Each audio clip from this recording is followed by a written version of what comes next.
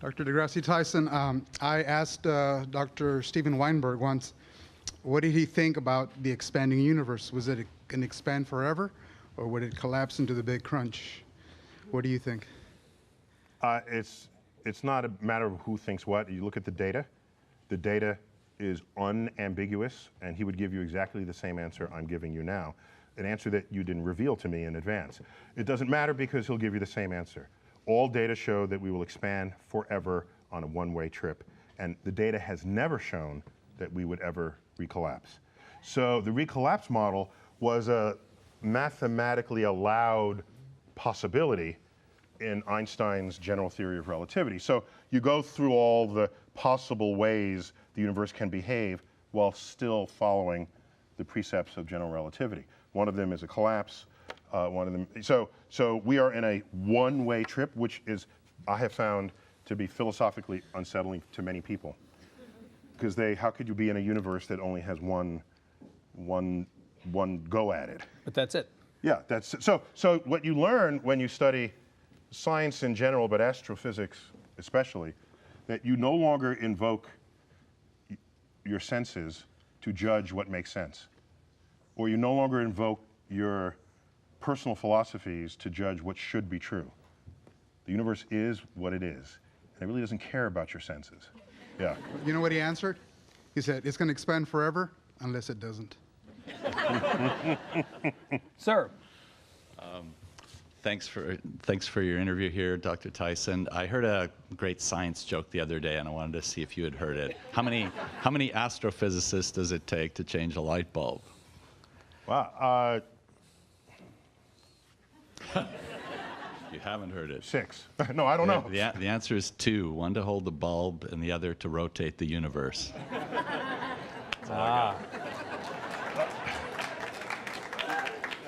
I've heard that apply to other professions as well. So I don't know if it uniquely applies to astrophysicists, but yeah. All right, sir. Hi. I was a physics major at SUNY Albany, and it was... State University of New York, Albany. Yeah. And it was really, really hard. I wouldn't be surprised if it wasn't for you, but I was hoping maybe you could share as your time as a student and then professor and then lecturer and all that, an aha or like eureka moment, like where something finally clicked for you. Just in my life in general, or specifically studying physics? Physics, yeah. Well, a couple of things. First, there's very little in life that's worth achieving that isn't hard. Those things that are hard because most people can't do it. That's why we say they're hard. If you work at it and achieve it, and you continue that throughout your life, you are distinguishing yourself among others around you by what you have achieved. And those who rise the highest are those who keep solving hard things. And you'd be surprised how lazy, intellectually lazy we can become. You go to college and you say, I'm going to take this easy class so that I can get an A. And then everyone will be impressed with my A. Well, A is supposed to be a proxy for how brilliant you are. Well, your brilliance is not measured then by your grade, it's measured by what you actually accomplish out there. So that's why in the most brilliant people out there, you don't ask them what grades they got. Their grades are irrelevant. It's the hard things that they encountered and tackled. Leads me to the famous quote from John Kennedy, we choose to go to the moon, not because it's easy, but because it's hard. Now, my best example for you is not from physics, but from mathematics. I was in high school, and I took calculus for the first time. Calculus is really different from stuff that comes before it, all right? Calculus is more different from algebra than algebra is from arithmetic, all right? And I got the calculus book, and you open it up, and there are these formulae lining the inside jacket in the front and in the back. And it's got squiggly symbols, and half the Greek alphabet is visiting my textbook. I don't know what the letter is. I don't know how to pronounce it. I don't know what it means. I don't know what it's used for. And there it was. And I said, I will never understand this. That's how foreign it looked to me. But day after day, you go through the textbook and you learn a little more and a little more. And then I open the page. Hey, I know what that is now. That's a derivative on the second variable. Oh, hey! And it was this fog that dissipated. And that was a lesson for me that hard work dissipates ignorance. And I've invoked that in my life ever since. The measure of whether you'll learn something is not whether it was obviously true to you upon first glance. That's a good answer. Thank you. That's very inspirational. Yeah, sure. Thank you. I like your NASA shirt. Oh, thank you. Yeah, Thank it's you for being topical. thematically appropriate. Go ahead. Yes. I was just wondering if there are any schools of thought or generally accepted ideas that might have flipped in the field over the past century or so. What was the most interesting or dynamic one for you? Yeah, so flipped, you mean we thought this and now we think that? Yeah. Yeah, new data, yeah. Yeah. So science doesn't really work that way. So there's a lot of misunderstanding about science as an enterprise. And let me just, if I can take this moment Please. to highlight. If you perform an experiment that demonstrates the conduct of reality, maybe I don't agree with that experiment because maybe I think you're biased. And you're trying to get that result, and you're either intentionally biased or you're passively biased, but I'm going to doubt you. I'm going to perform that same experiment and see if I get the same result.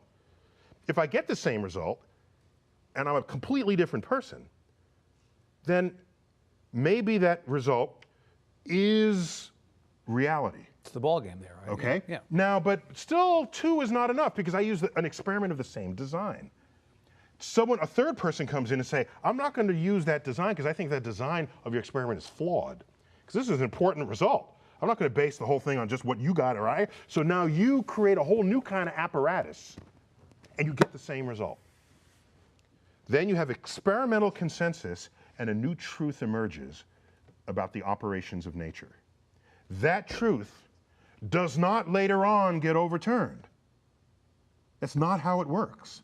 What gets overturned are ideas that are not yet experimentally verified. And any research journal is full of ideas that in 6 months or a year will get tossed, modified, reworked, ignored. So people say, oh, science is just one day you want to believe this and then you believe that. And I say, what's your best example? They talk about the flat earth versus the round earth. That was back 500 years ago. Science, as I now describe it to you, has taken on this identity basically since Galileo, 1600 onwards. In that era, experimentally determined truths do not get undone. What happens is, take Newton's laws, for example. He has a law of motion and law of gravity. Then we find out, wait a minute, if there's a high gravity source, Newton's laws fail. If you're moving really fast, faster than a running horse, whatever Newton might have experienced in his life, his equations begin to break down. Do you throw away all of Newton? No, it works in all the other cases. So what's going on? Einstein comes up with laws of motion, his special theory of relativity. Einstein comes up with a new law of gravity, his general theory of relativity. Do they replace Newton? No. They draw a bigger circle around the applicability of Newton's laws. Newton's laws apply here. Einstein's laws take over for the rest of the universe. And if you put in low speeds and low gravity in Einstein's equations, they become Newton's equations. Sorry. They become Newton's equations. So, given that fact, all I will tell you is a strongly held idea that was not experimentally verified, but everyone was really sure it had to have been true. Then it got overthrown, and that was the luminiferous ether. The idea that sound requires air or a table or some medium through which to propagate. Light, which is also a wave, surely must require a medium as well. But there's the vacuum of space, and clearly we get light from the sun and the rest of the stars. So what medium is carrying the light? So everybody invented a medium, the ether. Calculated what light must be doing through it. And in the late 1800s, early 1900s, experiments were done to show not only do we not need the ether, light travels just fine through a vacuum, and it propagates in a different way from sound. So our understanding grew, ether got thrown out the window overnight, and we moved on. Yep. Facts don't change. Just that's it. Yeah, so that's a long answer. I'm sorry, it took so No, long really good to answer. answer that. Yeah. And also the answer was basically no, and it was that long. That's what I was thinking. Yeah, an expansion. It's a great Yes. question. Thank you. Yes, thank you. Sir. Oh, wait, or, And there's more. but wait, or we don't know anything about anything, and then a new idea comes up. Yeah. So we didn't know how elements were formed. All the elements on the periodic table, we had no idea. There wasn't even an offering for how they formed. We just knew we were plumb ignorant about it until 1957, when a paper was published called what's it called? Basically, the formation of the elements. And we discovered that elements were formed in the centers of stars. And that transformed modern astrophysics and chemistry. We learned a lot about chemistry from that as well. So that was a new thing that didn't flip-flop anything. It's just added knowledge to our base. So sorry. Love it. Okay. Good Thank answer. you. Yeah. We have 4 more. We have a limited amount of time. We're going to try to make the questions Okay, fast, and we'll do the I'll go into answers. soundbite mode. Oh, How it's about cool. that? It's cool. Okay. It's cool. It's cool. Ready, It's all go. good. Go. Okay, 2 quick things and 1 question. The Austin Astronomical Society sends its greetings and would Thank be you. very happy for you to renew your membership at your convenience. All right, that was one quick thing. I'll judge the quickness Okay. of it. Keep going. Second. Get that doctor off of my space telescope, Dr. Story Musgrave. All right, Story Musgrave is a medical doctor, and so what you're trying to do is call me out on the fact that I wouldn't let a medical doctor operate on the Hubble telescope. And Story Musgrave, who serviced the Hubble telescope, is a medical doctor. So what's up with that? Story Musgrave also has 3 or 4, I've lost count, master's degrees in engineering, and it's his engineering background that was tapped to even help design the space shuttle in the first place. Right. So, Shazam. and there was no indication that Sandra Bullock knew any engineering at all.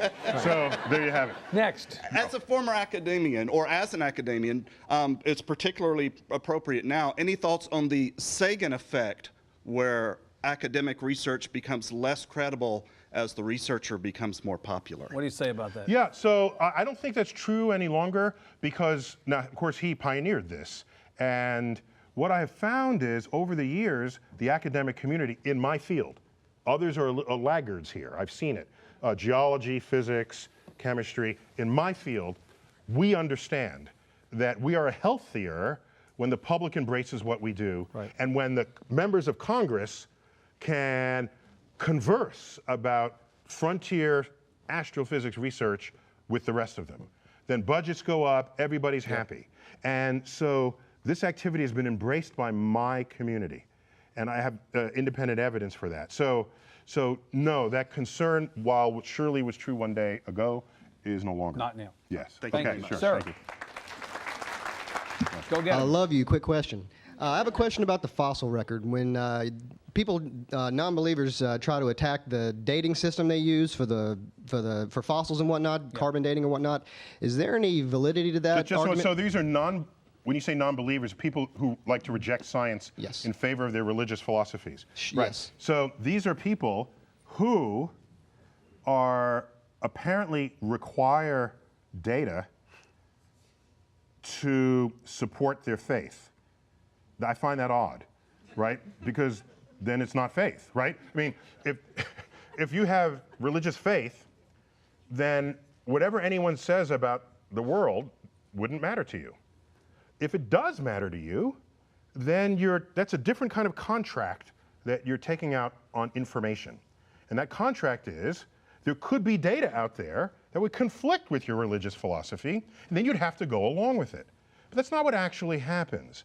There's a pretense that data matters, and then they filter it, reinterpret it, ignore parts of it, slice and dice it so that it all fits in to the religious philosophy. So it requires blinders in order to make that happen. So with the radioactive dating, which we use with many different elements, carbon is good, carbon-14, we've all heard about that, is good for periods of time that go back thousands, tens of thousands of years, basically into the Ice Age. We can carbon date, frozen cavemen and mastodons coming out of glaciers. Then we have other elements used that are radioactive and they decay. Lead is used to date the age of the Earth. That has a half-life of billions, I forgot the exact, billion-plus years. Whereas carbon-14 is in the thousands of years. So you pick the one that suits the time interval you're interested in, and then you can date those. That's how we date meteorites, for example. Yeah. The people who are in denial of this, simply, it exhibits a failure in their educational system. That's what it is. No validity to it. Of course not. Thank you so much. Oh, yeah, okay. Good. Ma'am. Hello.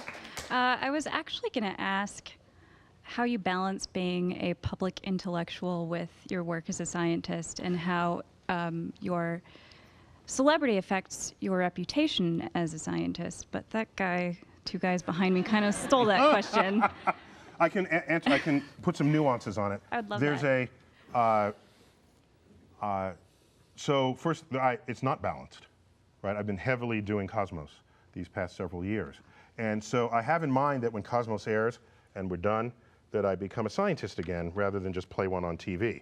And so I actually plan to pull back a bit from my public exposure. No more Jon Stewart, no more Stephen Colbert, none of the... That is sad to hear. Well, if it's just the Neil show, then I would have failed as an educator. What I should be doing is making sure others are out there as well, and they have more people in their Rolodex. Right. If it's just me, that's cultism. I mean, that's not what I'm, as an educator, that's not what I'm aiming for here. So that's really my goal here. It's not a balancing act.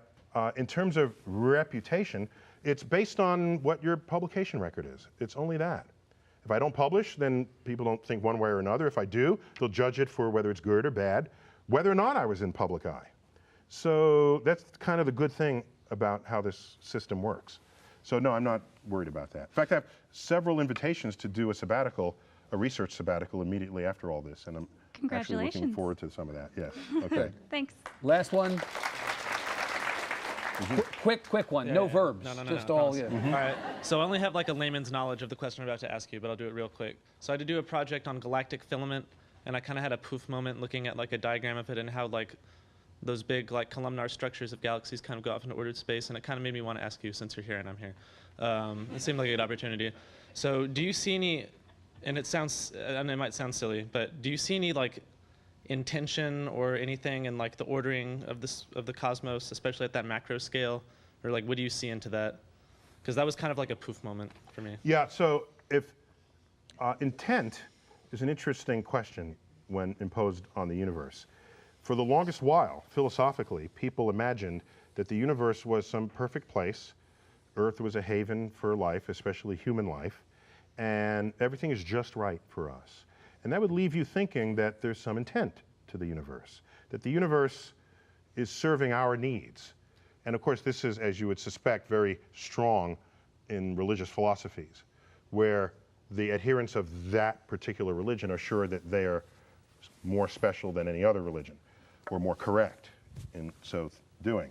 When you look at the large-scale universe and you see these structures, what you have to ask yourself is, suppose all the galaxies were exactly equally spaced, rather than in these filaments and structures. Perhaps you'd be asking the same thing. Oh, look at, is there some intent here? Look how beautifully ordered it is. Ask yourself, is there some configuration of the universe where you wouldn't ask that? Because if there isn't, then the question doesn't actually aim towards a unique answer. Okay. If anything you see out there looks like it's ordered to you, then the question, you can't ask the question. You have to be able to ask the question such that if it were this other way, you would reject it. Now, the people who said Earth is a haven and all this, the fossil record argues differently. 97.8% of all life that ever existed is now extinct. That's the sign not of a planet that loves its life. That's a sign of a planet that wants it to get the life the hell off. Right. That's okay? the anti-haven. Right. Right. Yeah. Right. We are alive not because, but in spite of it. From tsunamis, earthquakes, tornadoes, hurricanes, droughts, floods. Every year, they kill thousands of people. Thousands. You're kind of bumming me out, I have to say. I'm not done. Not to mention asteroid impacts. took out the dinosaurs 65 million years ago. Earth is in a shooting gallery. You want to say there's intent? Yeah, the intent is to kill us. Okay? There's your intent. Wow. So the more you look at the universe, the less clear any purposeful intent there is. And I recommend, if you look online, Google my name and universe and the word purpose. And I have an essay that was actually done up on it as a YouTube video as well, where I comment on, does the universe have purpose?